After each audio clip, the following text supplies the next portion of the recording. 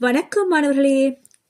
இன்று நாங்கள் வளர்தமிழ் 2 மாணவர்களுக்கான பேசுதல் மற்றும் எழுதுதல் பயிற்சிகள் சிலவற்றை பார்க்கலாம்.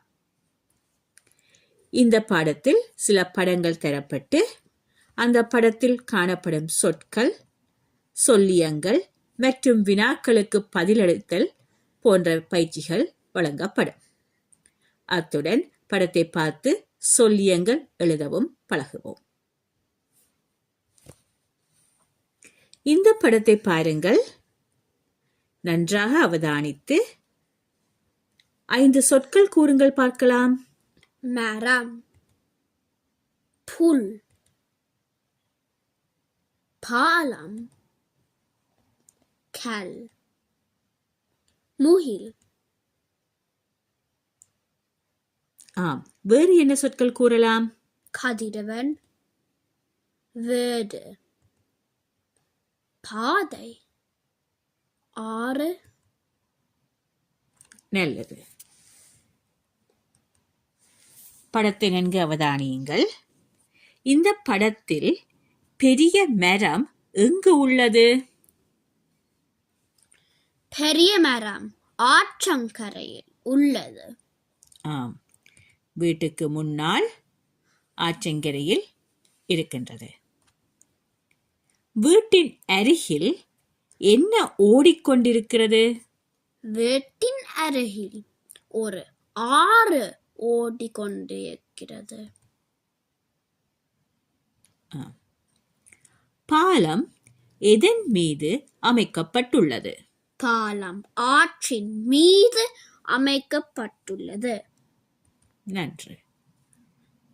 வானத்தில் வட்டமாக தெரிவது என்ன? வானத்தில் வட்டமாக தெரிவது சூரியன். இந்த இடம் கிராமப்புறமா அல்லது நகரப்புறமா? இந்த இடம் கிராமப்புறம். மிகவும் நன்று.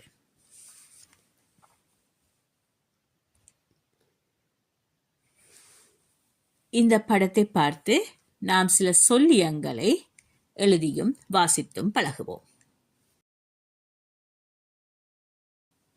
இது ஒரு கிராமப்புறம். ஒரு சிறிய வீடு காணப்படுகிறது. வீட்டின் அருகில் ஒரு ஆறு ஓடிக்கொண்டிருக்கிறது. ஆற்றின் மீது ஒரு மரப்பாலம் அமைக்கப்பட்டுள்ளது. சுற்றிலும் பசுமையான மரங்களும் செடிகளும் உள்ளன. நல்லது. மீண்டும் வாசிப்போம். இது ஒரு கிராமப்புறம். ஒரு சிறிய வீடு காணப்படுகிறது.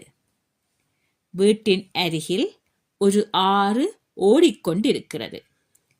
ஆற்றின் மீது ஒரு மரப்பாலம் அமைக்கப்பட்டுள்ளது. சுற்றிலும் பசுமையான மரங்களும் செடிகளும் உள்ளன. இப்போது இந்த படத்தை பாருங்கள். நன்றாக அவதானித்து 5 சொற்கள் கூறுங்கள் பார்க்கலாம். வானம், மலை, வள்ளம், குடம்,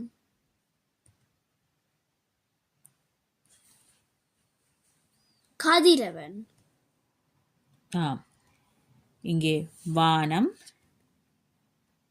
மலை, வள்ளம், குடம் ஆகியன தெரிகின்றன. வள்ளம் படகு என்றும் சொல்லலாம். இந்த பெண் கையில் குடத்தை வைத்திருக்கிறார். வேறு என்ன சொற்கள் கூறலாம்? பறவைகள். இங்கே பறவைகள் பறக்கின்றன. பெண்,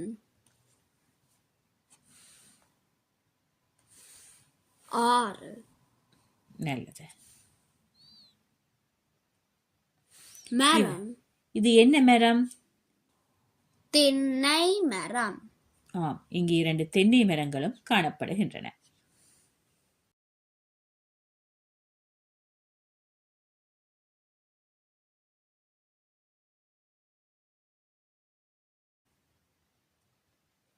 வீடு. இங்கே ஒரு வீடு இருக்கிறது. இந்த படத்தில் ஓடிக்கொண்டிருப்பது எது? ஆறு. இந்த படத்தில் ஆறு ஓடிக்கொண்டிருக்கிறது. ஆற்றில் என்ன மிதக்கிறது? படகு. ஆற்றில் ஒரு படகு மிதக்கிறது. படகை வள்ளம் என்றும் கூறலாம். பெண் என்ன செய்கிறாள்? ஆற்றில் தண்ணீர் எடுக்கிறாள். ஆம், பெண் ஆற்றில் தண்ணீர் எடுக்கிறாள்.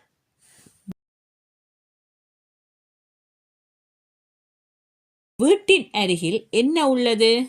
வீட்டின் அருகில் ஒரு பெரிய மரம் உள்ளது.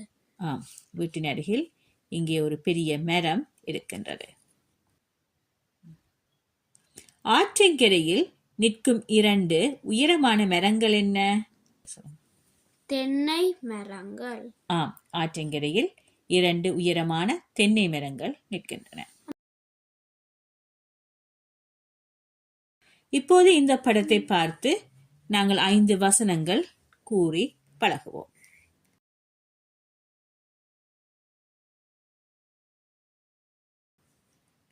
இந்த படம் மிகவும் அழகாக உள்ளது. ஆற்றங்கரையில் 2 தென்னை மரங்கள் உள்ளன. ஆற்றில் ஒரு சிறிய படகு உள்ளது. ஒரு பெண் ஆற்றில் தண்ணீர் எடுக்கிறாள். சுற்றிலும் மலைகளும் மரங்களும் காணப்படுகின்றன. நன்றி. மீண்டும் ஒருமுறை வாசிப்போம். இந்த படம் மிகவும் அழகாக உள்ளது. ஆற்றங்கரையில் 2 தென்னை மரங்கள் உள்ளன. ஆற்றில் ஒரு சிறிய படகு உள்ளது. ஒரு பெண் ஆற்றில் தண்ணீர் எடுக்கிறாள். சுற்றிலும் மலைகளும் மரங்களும் காணப்படுகின்றன.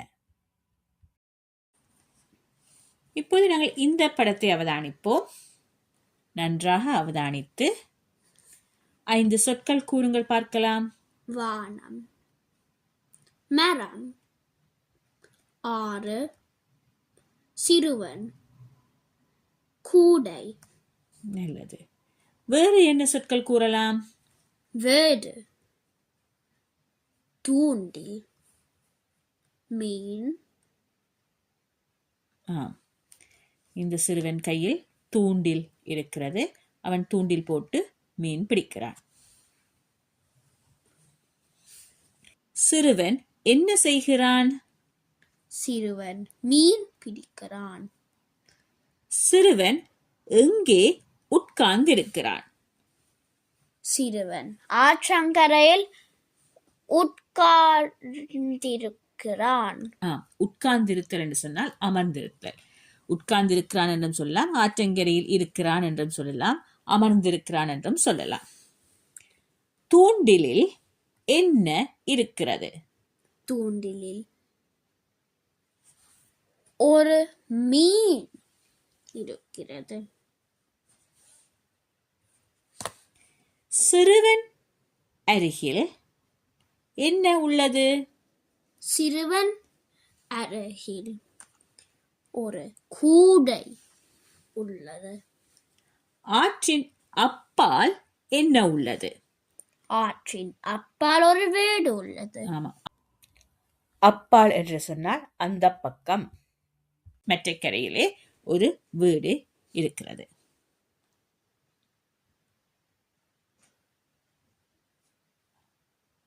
உங்களுக்கு இந்த வீடியோவை பிடித்திருந்தால் மறக்காமல் லைக் பண்ணுங்கள், சப்ஸ்கிரைப் பண்ணுங்கள், மற்றவர்களுடன் பகிர்ந்து கொள்ளுங்கள். இன்னும் ஒரு வகுப்பில் உங்களை சந்திக்கும் வரை நன்றி, வணக்கம்.